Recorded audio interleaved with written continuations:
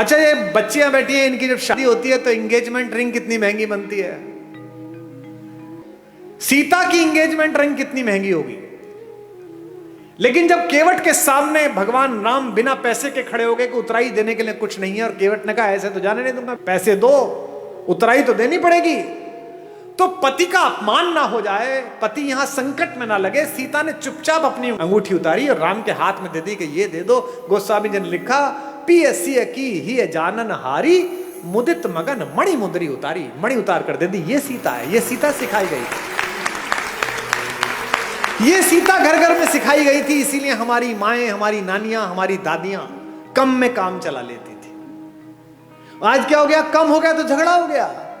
पति की नौकरी 4 साल नहीं लगी तो तलाक हो गया, पत्नी की नौकरी छूट गई तो झगड़ा हो गया। इसका मतलब क्या है, सुख साधन पर केंद्रित कर दिया। और यहां बैठे हुए धनी लोगों, सुख साधन में है ही नहीं। तुम्हारे ऑफिस में जब 15,000 रुपए में बाहर खड़े होकर सफाई करता है लड़का, जो तुम्हारी गाड़ी पर पोछा मारता है, किसी दिन कलकत्ता में आसमान में हल्की बारिश होती है, साइकिल से वापस जाता हुआ बाजार से पाव भर बेसन खरीदता है, पाव भर प्याज खरीदता है, आलू खरीदता है, एक छोटी सी बोतल में 200 मिलीलीटर तेल सरसों का लेता है और पत्नी से कहता है मौसम बहुत अच्छा रहा, पकौड़े बना ले। वो स्टोव पे पकौड़े बनाती है, दोनों बाहर बैठकर खाते हैं और शाम को सोते हुए कहता है यार क्या शाम बीती है, भगवान का धन्यवाद, क्या अच्छा मौसम है, क्या बढ़िया हो। और तुम पेरिस जाकर भी सुखी नहीं हो, तुम लंदन की ऑक्सफोर्ड स्ट्रीट पे शॉपिंग करते हुए खुश नहीं हो, क्योंकि तुम डेपुटेशन पे दुख को भेज रहे हो। दुख हो गया है थोड़ी मार्केटिंग कर लूं शायद कम हो जाएगा, दुख हो गया है थोड़ा मेकअप करके एक सेल्फी ले लूं शायद कम हो जाएगा। ये जो फेसबुक पर, ट्विटर पर, इंस्टाग्राम पर बहुत हंसते मुस्कुराते चेहरे हैं, इनमें से अधिकांश की जड़ें खोखली हैं। इसीलिए आत्महत्या करते हैं, इसीलिए ड्रग्स में गए हैं, इसीलिए शराब में गए हैं। ये राम की कहानी आपकी जड़ों की आत्मा में यूरिया का काम करती है, आध्यात्मिकता का। ये आपको मजबूत करती है, एक भाई की तरह, एक पति की तरह, एक पुत्र की तरह, एक नागरिक की तरह। भाई भाई के संबंध, भाई बहन के संबंध। अब 2 बहनें हैं इसमें, इस कहानी में। भाई बहन का संबंध ठीक ना हो तो गड़बड़ हो सकती है। एक बहन है शूर्पणखा, जिसको अपने बदले की चिंता है, भाई के नाश हो जाने की चिंता नहीं है। मेरा बदला पूरा हो जाए बस। वो ये नहीं कहती कि मेरा अपमान किया, वो ये नहीं कहती कि मैंने नीचतापूर्ण व्यवहार किया, वो कहती है कि मैंने बताया मैं तुम्हारी बहन हूं, इसके बाद मेरा अपमान कर दिया। और उसकी तो बीवी बहुत सुंदर है, वो जंगल में क्या कर रही है, वो तो भैया आपके पास होनी चाहिए।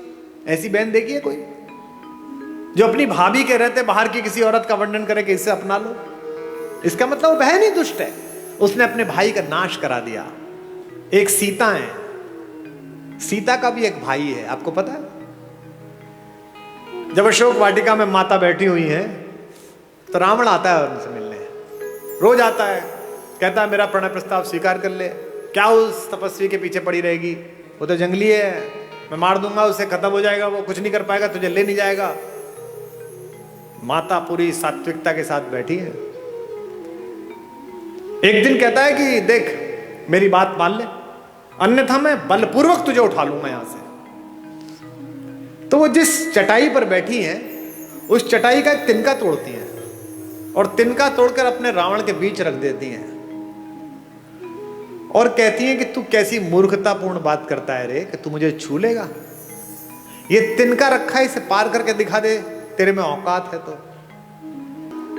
एक वैज्ञानिक सोच वाली युवती ने मुझसे पूछा कि क्या कुमार विश्वास जी आप भी कैसी पोंगा पंडितों वाली मूर्खतापूर्ण बातों की समर्थन करते हो? जो कैलाश पर्वत को उठा लेता हो वो तिनका नहीं उठा पाएगा। ऐसा क्या सीता में मनोबल आ गया तिनके को देख? अब मैं जो बात कह रहा हूं उसको बहनें सुने। एक लड़की अपने पति के साथ भी इतना सुरक्षित अनुभव नहीं करती, इतना भाई के साथ करती है। क्यों? सीता भूमि से पैदा हुई है, सीता का नाम है भूमिजा, और तिनका भूमि से पैदा हुआ है। संस्कृत में उसे कहते हैं भूमिज, वो तिनका नहीं है। वो सीता का भाई है। सीता कहती है मेरे इस भाई से निपट ले, पति से तो बाद में निपटना, वो तो बाद में आ जाएगा, पहले इस भाई से निपट। एक तृण धरकर कहती है, उसकी ओट में बैठकर कहती है वैदेही, तृण धरि ओट कहत वैदेही, तृण धरि ओट कहत वैदेही, सुमिर अवधपति परम स्नेही, तृण धरि ओट कहत वैदेही, सुनिर अवधपति स्नेही। एक बात आपको बता दूं मैं, जिस दिन आपको अपने पिता की बेटी से अपनी बेटी ज्यादा अच्छी लगने लगे, उस दिन समझ लेना कि अमंगल की तीर्थ यात्रा प्रारंभ हो गई है। क्योंकि पहला संबंध तो पृथ्वी पर आपका उसी से है जो एक कोख से पैदा हुआ है। ये जो भैया दूज पर और राखी पर बहनें राखी बांधने आती हैं, हम क्या समझते हैं कि ये एक त्योहार मनाने आती है? नहीं, ये उस भाई में अपने माता पिता का मंगल ढूंढती हैं। ये जानती है कि मेरा भाई ठीक रहा तो मेरे माँ बाप का बुढ़ापा ठीक कटेगा, ये समृद्ध रहा, ये शक्तिशाली रहा तो अच्छा हो जाएगा, और उसी के आशीर्वाद से तुम्हारा स्वास्थ्य चलता है। इसीलिए उस तिनके की ओट पर बैठी हुई सीता जानती है कि जब तक ये तिनका है, जब तक ये मेरा भाई है, चाहे कैसा भी हो, तिनके से ज्यादा गरीब बेचारा कौन होगा? तिनका तो बहुत ही गरीब भाई है, लेकिन फिर भी वो जानती है कि ये रक्षा करेगा। इसलिए इस पूरे पारिवारिक प्रतिष्ठान में, राम कथा में, एक एक प्रतीक शास्त्र ऐसा है जो आपको आपके पारिवारिक मूल्यों के साथ जिंदा रख सकता है।